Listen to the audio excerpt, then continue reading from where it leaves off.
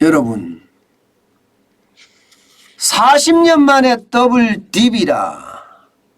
그래서 이중 침체, 코로나 때문에 한번 침체했었는데 또 한번 침체가 덮친다. 그것도 시간이 그렇게 멀지 않은 상황에서 이게 사실일까요, 여러분? 지금 현재까지 나오는 거 보면요, 사실일 가능성이 굉장히 높아졌습니다. 여러분 이거 한번 보세요. 미국의 2분기 경제 성장률 전망치인데 점점 나빠져요. 전망치가. JP 모건이나 미국 경제 분석국에서 2분기 경제 성장률 전망치를 분석을 했고 전망치를 내놨을 때는 마이너스 1.5%였거든요. 그런데 미국의 아틀란타 연방은행에서는요, 마이너스 2.1%까지 떨어진다는 이야기가 나옵니다.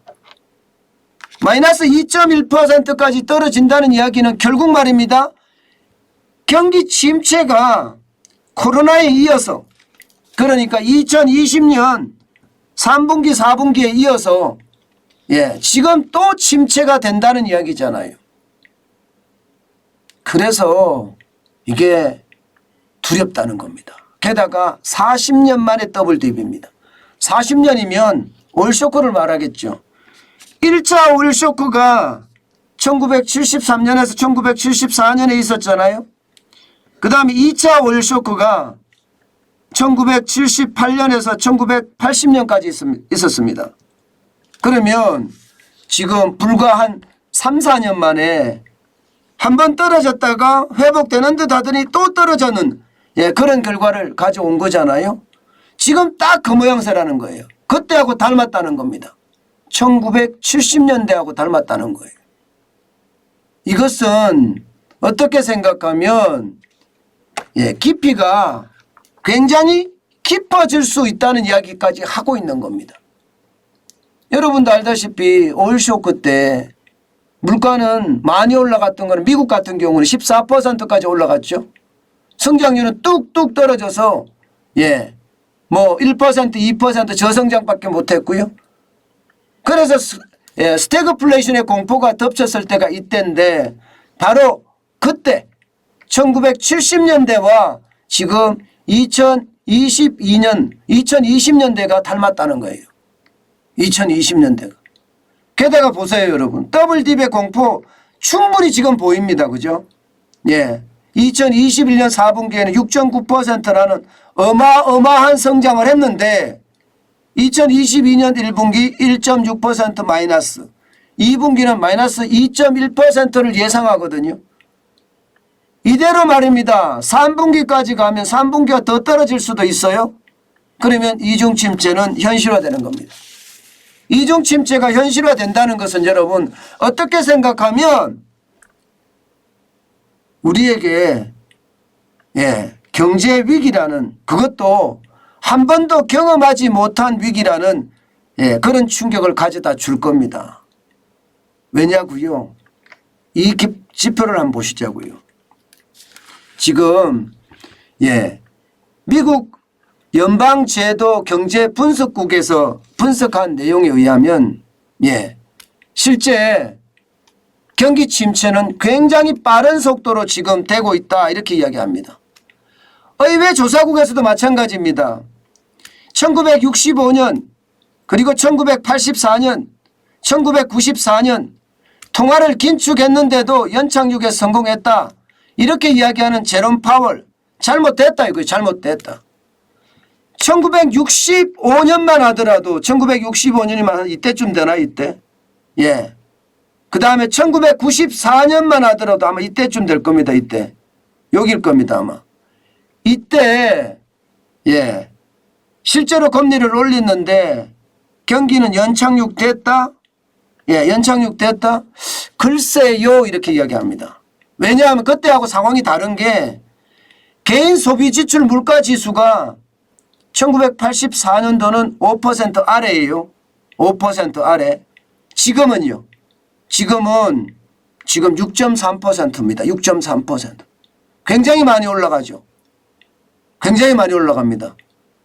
게다가 1965년이나 1994년에는 인플레이션 수준이 낮았습니다. 인플레이션 수준이 굉장히 낮았어요. 그렇기 때문에 연착륙이 가능했다 이거예요. 금리를 올리도 연착륙이 가능했다. 그러나 지금은 인플레이션 수준이 여러분도 알다시피 5월 미국의 소비자 물가는 거의 뭐 8.7%까지 올라갔나요? 굉장히 많이 올라갔죠. 8.6%까지 올라갔고 8.7%까지 올라갔죠. 8.7%면 여러분 거의 뭐 40년 만에 최고치라고 이야기할 만큼 올라갔습니다. 그러니까 1965년의 금리 인상기하고는 다르다. 1994년의 금리 인상기하고는 다르다. 인플레이션이 심하니까.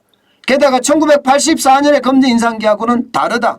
왜냐하면 개인 소비지출 가격지수가 그때는 5% 밑이었으니까. 1950년대 이후에 모든 금리 인상기에는요. 경기 후퇴가 있었다. 이게 지금 의회 조사국에서 분석한 내용입니다. 그래서 지금 이야기하는 게 여러분 더블딥에 대한 이야기를 하는 거예요. 2020년에 일단 개인 소비지출 물가지수 PCE 물가지수도 지금 굉장히 많이 올라가고 있고요. 금리는 이제 찔끔 올렸으니까 더 올리면 올리는 만큼 경기에 대한 침체는 더 빨라질 거다 하는 게 지금 시장의 예상입니다.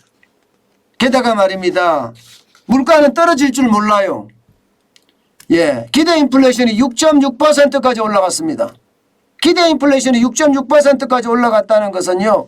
금리를 지금 올려서 0% 금리를 1.75까지 올렸습니다만은 이게 결국은요. 금리를 올려도 물가가 안 떨어지는 최악의 시나리오가 지금 써진다. 이런 얘기도 나오거든요. 저는요. 여러분 제롬 파월 연방준비제도 의장 미국의 중앙은행의 의장이죠. 이분이 경기를 제대로 못 읽어내는 것 아닌가. 저는 그런 생각을 많이 합니다. 왜냐하면 처음 물가가 올랐을 때잖아요. 처음 물가가 올랐을 때가 아마 작년 한 4월 5월부터 오르기 시작했습니다. 2021년이요. 그런데 그때 물가가 올랐을 때 일시적이라고 했습니다. 그리고 그 일시적이란 말을 대한민국의 한국은행의 이주열 총재도 일시적, 당시의 경제부총리였던 홍남기 경제부치도 일시적, 모두 일시적이라고 했거든요. 그런데 결과는요. 일시적이 아니었죠. 잘못 판단한 거죠. 제가 그때 이야기를 했습니다. 이거 잘못됐다고.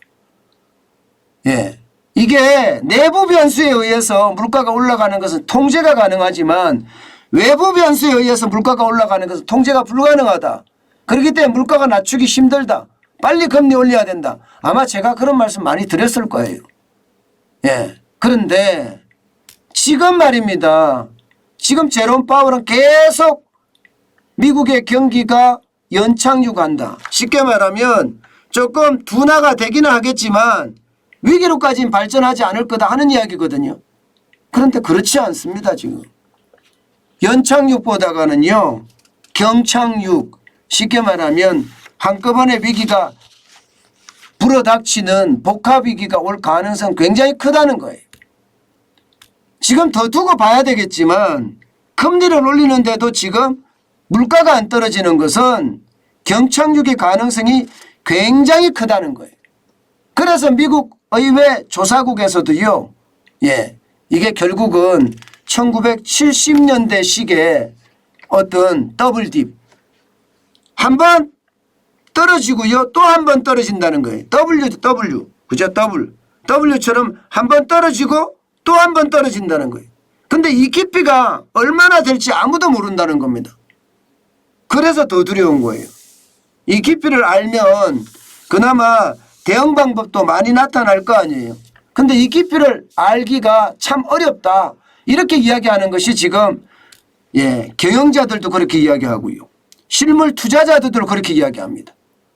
그래서 저는 그 어느 때보다 위기의 강도가 세질 거다 하는 생각도 합니다.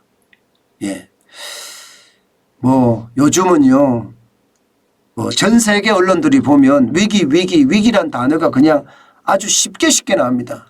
게다가 토탈 크라이시스라는 단어까지 나와요.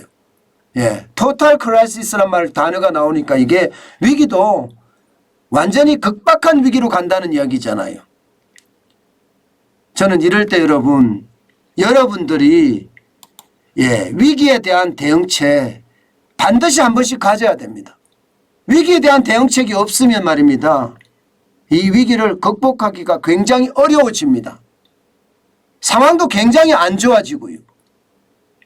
여러분, 그 어느 때보다 말입니다. 위기를 극복할 수 있는 방법, 나에게 어떤 현금을 쌓아가는 방법, 저는 이것과 같다고 생각을 해요. 지금은 돈을 많이 쓸 때가 아니라 돈을 축적해 놔야 될 때라고 다시 한번 여러분에게 말씀드립니다.